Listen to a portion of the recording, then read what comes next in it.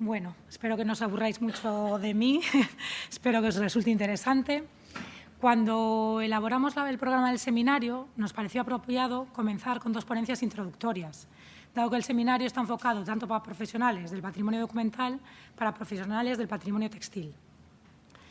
Las distintas colaboraciones en los departamentos hizo darnos cuenta de que una parte importante de aquellos conceptos que consideramos básicos no lo son tanto cuando provienes de otro campo.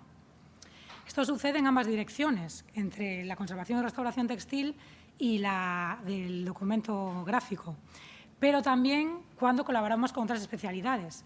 Por ejemplo, en el instituto, como hay talleres de conservación y restauración de todas las especialidades, es habitual que desde el Departamento de Textiles trabajemos, por ejemplo, con arqueología.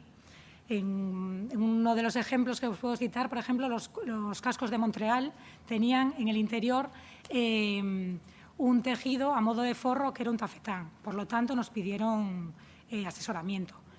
También es habitual trabajar en conjunto con escultura, porque son muchas las vírgenes que tienen postizos, muchos de ellos, por ejemplo, encajes, que son encajes reales, bien metálicos, bien en lino, por ejemplo, que están adheridas al manto de la Virgen. Por lo tanto, también se encuentran con un material al que no están habituados y lo bueno de trabajar en el instituto es que podemos trabajar en conjunto y así, pues, como comentábamos inicialmente, pues llevar a cabo tratamientos que sean sensibles a todas las tipologías de materiales. Si la intervención anterior proponía una clasificación de los elementos textiles presentes en el patrimonio documental, nos acercaba a los especialistas en este tipo de patrimonio, nos acercaba a los no especialistas en este tipo de patrimonio a las partes constituyentes de los bienes de esa especialidad. Pues bien, entonces, en esta ponencia lo que queremos es hacer el trabajo a la inversa y acercar el patrimonio textil a aquellas personas que no están tan familiarizadas con ellos. A la hora de afinar los conceptos de los que querríamos hablar hoy fueron de gran ayuda aquellas preguntas o confusiones recurrentes que surgen durante nuestras colaboraciones. Sí, es que de momento es un speech inicial. No os preocupéis, todo en orden. Ahora acaba esta introducción y… Pues bien… Me meto con la temática y aquí venía. Una de estas preguntas habituales, que aún recibí hace poco, de hecho, es ¿qué diferencia hay entre un tejido y un textil? Así que me pareció que es la mejor forma de inaugurar la ponencia. En esta, me parece que lo mejor es intentar ser, que la parte visual sea la más destacada. Y con esta primera diapositiva os quería mostrar un tejido al microscopio, que es el fieltro, y otro tejido, un tafetán, a través del cuentahilos, porque bueno, su ligamento es fácilmente reconocible. Si os preguntase qué tipo de adjetivos aplicaríais a cada una de las imágenes, probablemente en la del fieltro hablaríais de caos, de amalgama, de falta de orden, mientras que en la de la derecha pues, hablaríamos pues, de elementos rectilíneos y de orden. Y esto es la gran diferencia entre un textil y un tafetán. El fieltro lo englobaríamos dentro de los textiles y el tafetán lo englobaríamos dentro de los tejidos. Un tejido es una estructura flexible de fibras elaborada a base como mínimo de 2 conjuntos de elementos perpendiculares. Los podéis ver en la imagen. La trama, que también llamamos pasada, y la ordimbre, que también denominamos hilo. Mientras que el textil comprende todas las construcciones fibrosas, ya sin tener en cuenta sin tener en cuenta si son ordenadas o no. Es una terminología mucho más amplia. En la imagen podéis ver, aludo nuevamente a eso, ¿no? Que el textil es un término mucho más amplio.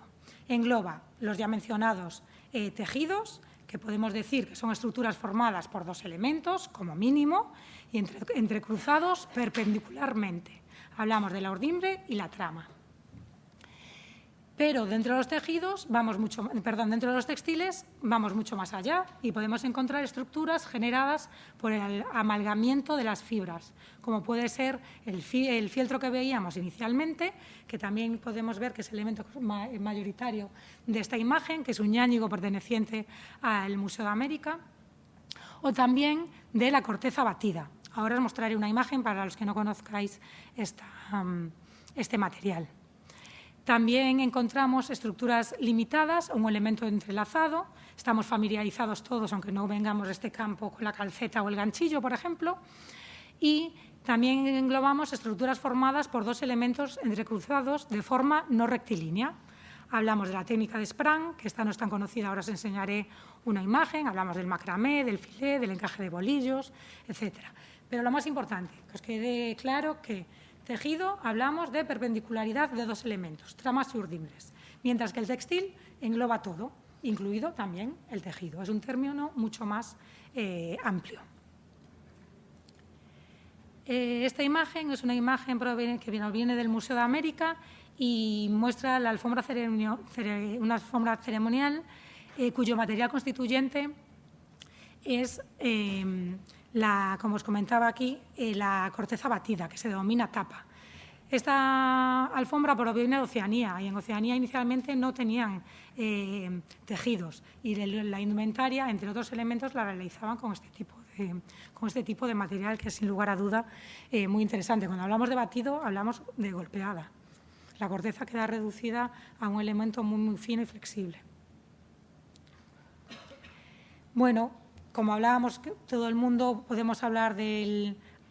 Normalmente hablamos de tejido de punto, por eso subrayo aquí textil de punto. Si queremos ser técnicos no podemos hablar de un tejido, pues aquí vemos que hay un único elemento que va formando una malla y cuando vuelve sobre sí mismo lo que hace es enlazar esa malla. Entonces no podemos hablar de tejido, sino que tendríamos que hablar de textil. Todas y todos creo que en algún momento pudimos ver pues, a alguien calcetando y el tejido llamado tejido el punto bobo pues es un claro ejemplo de ello. Y en la imagen de la derecha os muestro la técnica de Sprang. Igual esta no es tan conocida, pero me parece interesante porque es una técnica en la que solo participan las urdimbres. ¿Veis? Los elementos verticales, lo que se hace es entrelazar.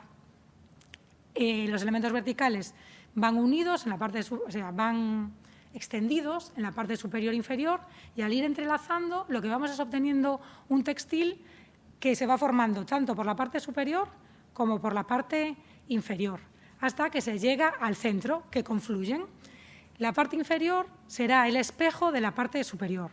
Si os fijáis aquí, en esta zona de aquí, tenemos como dos planos. En el plano superior vemos esta diagonal. Esta diagonal podemos decir que es en Z, porque sigue la dirección de la parte central de una Z. Lo veis aquí. Mientras que en la parte inferior vemos en S, es decir, son espejo una de la otra. Y para rematarlos, claro, llegado al punto central, pues o bien lo que se hace normalmente es ir introduciendo un elemento dentro de otro hasta que se remata el final. Y se hacen elementos tan maravillosos como podría ser este, por ejemplo, en los que es muy habitual que predomine el calado y además resaltar que es un tejido elástico debido a su técnica de ejecución. Bien, no sé si cuando hablamos de tejido, trama y urdimbre tenéis en mente los telares. Obviamente no vamos a profundizar muchísimo, pero os traje 3 imágenes para que veáis que hay una gran variedad tipológica, no solo estos, pero bueno, son representativos porque, por ejemplo, en este caso vemos un telar vertical. ¿Se llama telar vertical? ¿Por qué? Porque la urdimbre, que es el elemento que se coloca en el telar antes de empezar a tejer, pues pende. Es una reproducción de un telar neolítico y para darle tensión a esa urdimbre lo que se hace es emplear pesos. Y estos pesos son habituales encontrarlos en los registros arqueológicos. Si bien a lo mejor el material textil probablemente por la calidad del suelo no se conserva, sí se puede encontrar en posición los pesos. En este otro ejemplo, en este boceto, podemos ver un telar horizontal. Hablamos de telar horizontal porque la urdimbre, como os comento, es el elemento que hay que, digamos, colocar en el telar antes de tejer, se dispone horizontalmente. Dentro de los... También podríamos hablar, por ejemplo, de un telar de cintura. La característica de estos telares de cintura es que esa tensión se genera porque el tejedor o tejedora, además de unir la urdimbre a un punto fijo, que podría ser un árbol, por ejemplo, se la fija a la cintura. Le genera tensión, pero hace que ese telar sea muy versátil porque se puede enrollar y desenrollar y, bueno, pues ser un poco nómada, digamos. Bueno, y la parte superior, que esta imagen entroncará con la ponencia de mañana, que hablaremos más en detenimiento de este tipo de telares. Ese es un tipo de telar que se denomina de cartas. Un elemento esencial de los telares es cómo movemos esa urdimbre, porque tenemos que lograr el entrecruzamiento de la trama y de la urdimbre. Para ello tenemos que levantar la urdimbre y para eso existen una serie de mecanismos que pueden ser simple hilos, de los que tiramos y entonces hacen que se mueva la urdimbre, como sucedería en este telar vertical. Pueden ser elementos más complejos que veis aquí, este rectángulo por el que pasa cada uno de los hilos estos rectángulos son lizos, se llaman lizos, y lo que tienen son unas mallas con un agujerito. Dentro de este agujerito pasaría cada uno de los hilos de urdimbre. Y entonces lo que va a permitir es mover esos grupos de urdimbres, mover los hilos de urdimbre en grupo. Todos los hilos que estén unidos al mismo lizo, cuando se acciona ese lizo, se moverán, mientras los otros que están unidos a otro lizo se mantienen relajados. Pues bien, esos lizos que son, estamos más familiarizadas con este telar. Pues en este telar de cartas, la función de los lizos la hacen las cartas en sí. Pero bueno, hablaremos en mayor detenimiento de ello mañana. En esta imagen se representan como los elementos básicos, es decir, los elementos que mantienen tensionada la urdimbre, en este caso son enjulios, pero como ya hablamos pueden ser otros sistemas. Los lizos, vemos cómo los hilos de urdimbre, unos pasan por este lizo, mientras que los otros pasan por este otro, y lo que hace cuando accionamos uno de esos lizos, las urdimbres se separan en dos grupos. Y ese hueco que vemos se denomina calada, y será por ese hueco por el que el tejedor o tejedora hará pasar la lanzadera con la bobina de hilo y le permitirá ir tejiendo. El sistema de mover estos lizos puede variar, pero es muy habitual que sean por pedales. Entonces, cuando acciona un pedal, uno de los lizos se levanta y abrimos la calada. Y a través de ahí pasamos la lanzadera. Bien, cuando vemos el tejido en el telar, es muy fácil identificar la trama y la urdimbre. Pero ¿qué sucede cuando nos encontramos con un fragmento de tejido que está fuera del telar? Pues bien, algo que es esencial para nosotras es el orillo. El orillo es el borde del tejido, pero en concreto el borde que estaría a la izquierda y a la derecha del tejedor o tejedora. ¿Por qué? Porque es ahí, cuando pasamos la lanzadera, que la trama va a dar la vuelta. Yo paso primero la lanzadera de derecha a izquierda y luego cambio la calada y la paso de izquierda a derecha. Entonces, eso nos permite, como veis en esta foto, aquí vendría la lanzadera por aquí debajo. De hecho, la trama, si buscamos con una aguja mangada, se ve por aquí debajo. Y al cambiar la calada, gira y la vuelve a pasar en dirección contraria. Al llegar al borde de la derecha, vuelve a girar y trabaja de derecha a izquierda, llegando hasta este otro borde. Al llegar a este borde, cambio de calada y gira. Así que podemos ver perfectamente cómo la trama realiza esas curvas. Nos podemos encontrar que simplemente el tejido muestra estas curvas o que esta zona, que es la que denominamos orillo, pues tiene un ligamento distinto. En este caso es un tejido que presenta un elemento decorativo, una espiga, pero esto que vemos aquí es el orillo. El orillo, pues eso, cambia muchas veces de ligamento porque lo que queremos que es conferir al tejido una gran estabilidad. y otros ligamentos pues ayudan a dotarla. También decir que los orillos, si los encontramos en una pieza, es importante documentarlos. Quizás no somos capaces de describirlos a la perfección, pero con las técnicas de fotografía que tenemos a día de hoy, por favor, hacerles una foto, porque puede llegar otro especialista que los pueda estudiar. ¿Por qué son tan importantes? Porque en los gremios existían unas reglas muy específicas para los orillos. Entonces, eso nos puede dar una gran... puede proporcionarnos mucha información, como puede ser cuál es el lugar de proveniencia, dónde fue tejido ese elemento textil. Bien, pero la cosa se complica, porque nos podemos encontrar no solo el tejido fuera del telar, nos podemos encontrar un fragmento de tejido que no conserve ese orillo. Entonces, bueno, deciros que hay algunas formas de poder localizar la trama y la urdimbre. Algunos de los trucos son, cuando contamos con el cuentahilos el número de hilos de urdimbre, normalmente este es mayor que el número de las pasadas de trama. Eso es lo que se denomina densidad. Hay más hilos en la posición de urdimbre, es decir, la posición vertical, que en la posición horizontal. También la urdimbre, debido a que tenéis que pensar que esa elaboración del tejido implica un momento largo, porque es un trabajo largo, en el que la urdimbre sufre, porque está en constante movimiento. Por lo tanto, tiene que ser un hilo resistente.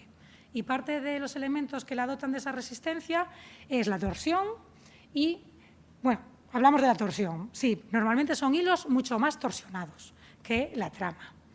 Y si tenemos la posibilidad de ver una zona deteriorada del textil o ver alguna zona en la que el textil se esté deshilachando, la urdimbre también suele estar mucho más ondulada.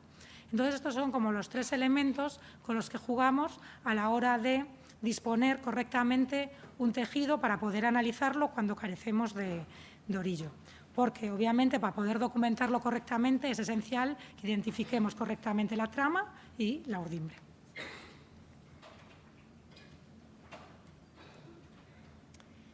Bien, ahora quería hablaros de los ligamentos. Obviamente hay muchísimos ligamentos, pero querría hablaros simplemente de los más sencillos. El ligamento es la forma que tienen de enlazarse esa trama y esa urdimbre, y hay, bueno, no infinidad, pero hay una muy extensa variedad. Solo vamos a hablar de los más sencillos. Decir que aquí, sin lugar a dudas, hay que nombrar al CIETA. El CIETA es el Centro Internacional para el Estudio de Textiles Antiguos, que nace en la década de los 50 del siglo XX, en Lyon, y lo que reúne es a especialistas vinculados con el mundo textil de distintos especialistas vinculados con el mundo textil y a nivel internacional. Y lo que pretenden es buscar una terminología común que nos pueda ayudar a todos a entendernos. De hecho, si alguien está interesado, son esenciales los vocabularios que encontramos en su página. Son vocabularios que en muchísimos idiomas, alemán, francés, italiano, portugués, español, entre otros, que nos permite ver la definición del término que estamos buscando y la traducción al idioma correspondiente. Por lo tanto, son material esencial a la hora de hablar sobre tejidos. Pues bien, hablando de esa forma más sencilla de unirse la trama y la urdimbre, hay que hablar del tafetán. Probablemente lo conocéis todos y todas. El tafetán es un tejido cuya representación, que es lo que denominamos curso, se limita a 2 urdimbres y a 2 tramas. Es decir, a lo que veis aquí. Aquí, bueno, os voy a explicar otra cosa previamente. Cuando queremos documentar un tejido, lo tenemos que dibujar. Ahora mismo las técnicas fotográficas y de microscopía nos ayudan a tener una representación muy fidedigna, pero previamente no era así. Entonces, había que representar esos tejidos. Es muy habitual utilizar este tipo de ilustración, digamos, de dibujo, así más natural, o dibujarlo en cuadrícula. Y lo que hacemos es dibujar en negro cuando la urdimbre pasa por encima de la trama y en blanco cuando lo que estamos viendo es la trama, es decir, la trama pasa por encima de la urdimbre. Para poder identificar este tejido, lo único que necesitamos son estos 2 hilos de urdimbre y 2 hilos de trama. Es lo que denominamos el curso del ligamento. El curso del ligamento es aquel elemento que podemos reproducir y nos reproduce todo el tejido. Ejemplo. Perdonad, ahí lo veis. Lo tenéis aquí. 2 tramas horizontales y 2 urdimbres verticales. Si yo lo reproduzco hacia arriba y hacia los lados, podéis ir viendo cómo obtenemos todo el tejido. Por lo que ese pequeño elemento, que es la unidad mínima que tenemos que representar, es lo que se llama curso del ligamento. Así es como le llamamos en castellano. Pero también os pongo la denominación francesa, rapport, porque es muy habitual encontrarla también. En este caso es la representación transversal del tejido. Sería como si realizáramos un corte. Vemos los puntitos negros son las urdimbres y, en cambio, los elementos ondulados son las tramas. Dependiendo de la complejidad del ligamento a analizar, es más fácil conseguir una representación más clara empleando unos u otros o combinando todos ellos.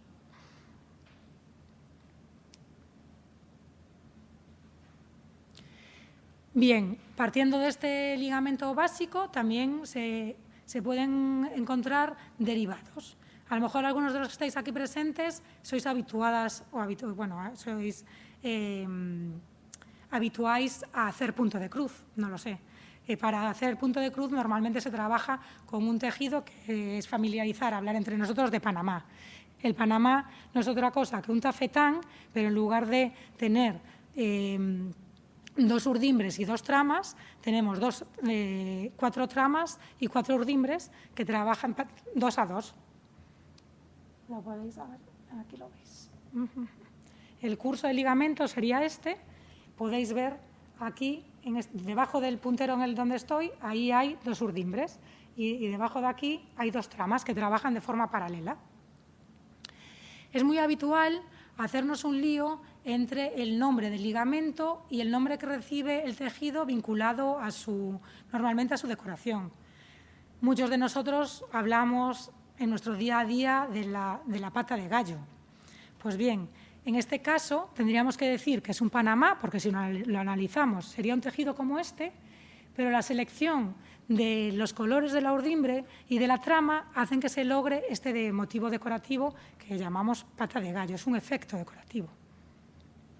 Aquí veis el curso del ligamento, pero este sería el curso del elemento decorativo. Si lo repetimos nuevamente, como hacíamos en el ejercicio anterior, vemos que vamos consiguiendo todo el elemento decorativo y conseguimos hacer una representación del tejido. Cambiando al otro ligamento, son 3 los ligamentos básicos: el tafetán, la sarga, que es la que veremos ahora, y el raso. La sarga es un elemento que se caracteriza por bordones diagonales, que se logran por el escalonado de un hilo hacia la derecha o hacia la izquierda. Lo podéis ver aquí, mirad. Igual sarga no estáis habituados, pero muchos de nosotros, igual hoy no porque hace calor, pero usamos vaqueros, el denim. El denim es una sarga. En la imagen de la izquierda podéis ver que aquí predomina principalmente la urdimbre, por eso decimos sarga cara urdimbre, y en el reverso predomina la trama. Y al dar la vuelta, la dirección de las tramas van en dirección, eso es la opuesta, en ese. Si lo representásemos, podríamos obtener este tipo de dibujo, este dibujo así más fidedigno, digamos, y lo que os quería indicar. Puede ser que encontremos otro ligamento en el que veamos diagonales. No pensemos de buenas a primeras que es una sarga. Hay otro elemento que tenemos que fijarnos. Tenemos que fijarnos que los puntos de ligadura es donde pasa de la flotada de la urdimbre a de repente encontramos una trama. Eso es un punto de ligadura. Pues tenemos que ver que el siguiente punto de ligadura esté bien a la derecha o bien a la izquierda, pero de la siguiente trama. A ver si esto se lo ejemplifica más. ¿Veis que aquí tenemos este punto de ligadura en esta trama y el siguiente está a la derecha e en la trama contigua, no en la trama, por ejemplo, más arriba o más abajo, no, en la trama contigua, es decir, se denomina escalonado de 1. Tenemos que ir dando saltitos de trama en trama, no nos podemos saltar ninguna. Tenemos que encontrar ese punto de ligadura a la derecha o a la izquierda, pero de la trama inmediatamente siguiente. Como hablábamos previamente, una cosa es el ligamento y otra cosa son los efectos que podemos hacer con este ligamento. En el ejemplo de la izquierda os presento la espiguilla, que podéis ver las diagonales, pero aquí combina las diagonales en una dirección y después pues cambia de dirección. El telar se monta de igual modo, lo único que cambia es el modo de apretar los pedales. Y también hablaremos de sarga cuando encontremos este tipo de rombos, de losange, que le llaman en francés. Bien, ya como el último tejido básico que os quiero presentar, el último ligamento, es el del raso. Creo que el raso también es un ligamento con el que podemos estar familiarizados.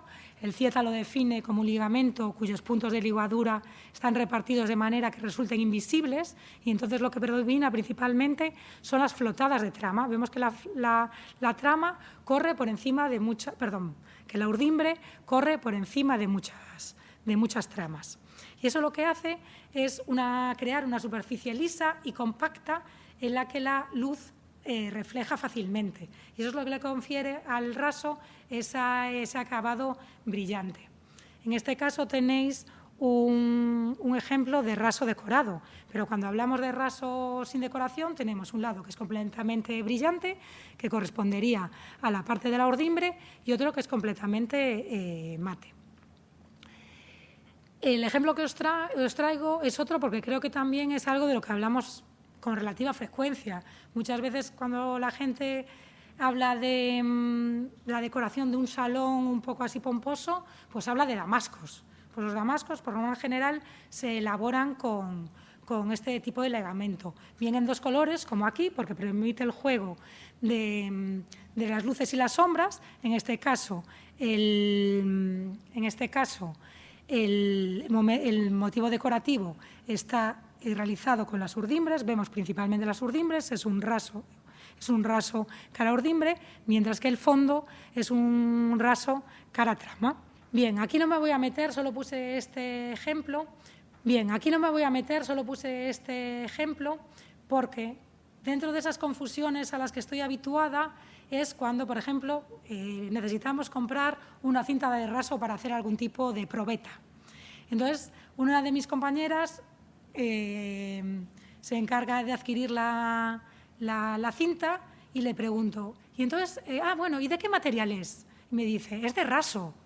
Y entonces, claro, el raso, como vimos previamente, es un ligamento. Cuando hablamos de materiales, pues ahí ya nos enfocamos a si es un material de origen animal, como puede ser la seda o la lana, o si es un material de origen celulósico, como hablaríamos del algodón o del ramio, del yute o del cáñamo, o si nos estamos enfrentando a una pieza de naturaleza sintética.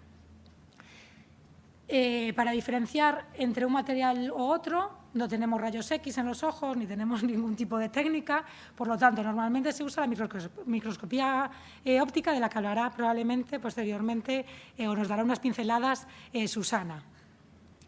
La microscopía óptica se basa principalmente en poder identificar características formales de las fibras. En esta de aquí, si os fijáis, pues hay escamas. Cuando encontramos este tipo de escamas, estamos hablando de una lana.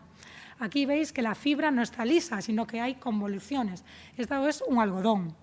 Bueno, es decir, que gracias a su morfología externa o bien, por ejemplo, aplicando algún reactivo, como es en este caso, podemos identificar las fibras. Pero os quería traer una un pequeño sistema, un pequeño ensayo que lo podemos hacer cualquiera de nosotros, que es el ensayo pirognóstico, que quemando una pequeña muestra nos puede orientar un poco. Obviamente, este ensayo, teniendo en cuenta que es a la llama, no debemos realizarlo cerca del bien, por favor. Y atenderemos, bueno, necesitamos un mechero, una pinza para no quemarnos y con la que agarrar la muestra y poder quemar una pequeña esquinita. Nos fijaremos cómo es el comportamiento de la fibra ante la llama y el residuo generado por la fibra. Pero también es necesario, antes de quemarla, llevar a cabo un pequeño examen visual para ver si se trata de un único material, porque entonces sí podremos utilizar este sistema. Si vemos que es un hilo en el que conviven distintos materiales, cuando lo quememos no va a reaccionar como esperamos, por lo tanto no nos va a dar datos. O también podemos ver si trama y urdimbre son del mismo material o de materiales distintos. Aquí os traigo así un pequeño resumen de lo que podríamos esperar. El algodón y las fibras celulósicas, es decir, algodón, lino y cáñamo, lo principal es que arden rápido y cuando las olemos huelen a papel quemado. Generan un residuo de ceniza gris. El problema que tiene esto es que si nos fijamos en las fibras artificiales, que son aquellas elaboradas en el laboratorio, pero partiendo de un elemento natural como es la celulosa, pues vemos que huelen exactamente igual. De ahí que tengamos que ir al examen visual. Si vemos que esas fibras, si desfibramos el hilo, es una fibra larga, sabemos que estamos hablando de rayón cupro, lo que hablamos generalmente de rayón, el que imita a la seda. Pero si nos encontramos con una fibra corta, aquí tenemos un problema, porque a no ser que conozcamos la cronología de la pieza de la que proviene esta muestra, pues no podremos diferenciar si se trata de viscosa o si se trata de otra fibra natural. En el caso de la lana y la seda, decir que huelen a pelo quemado y que la seda genera una bola que luego cuando la tocamos se pulveriza en nuestros dedos. Y ahí es donde podemos oler y, a pesar que el olor a pelo quemado es más sutil que el de la lana, se puede llegar a identificar. Como digo, es un sistema sencillo que nos puede orientar, pero por favor, tampoco es la panacea. Bueno, y con todos los elementos que acabamos de ver ahora, podemos llegar a identificar desde el punto de vista técnico un tejido. Hablaremos primero del ligamento, luego identificaremos el material, decir si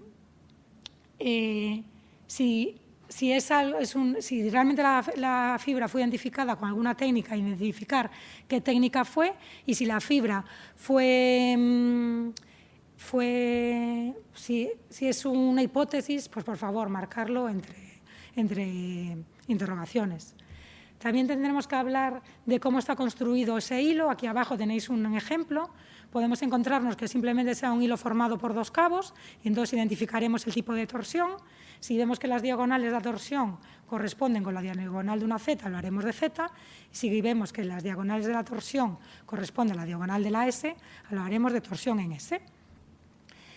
Obviamente no todos los hilos son tan sencillos como esto, ¿no? Podemos encontrar elementos mucho más complejos. Y entonces hablaríamos de, en este caso, cordón Z, porque esta primera torsión es en Z, formado por dos cabos en S.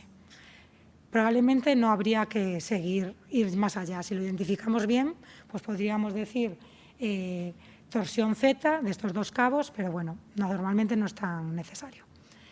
Y también tendríamos que hablar del número de hilos de urdimbre, tendremos que contarlas a través del cuenta hilos.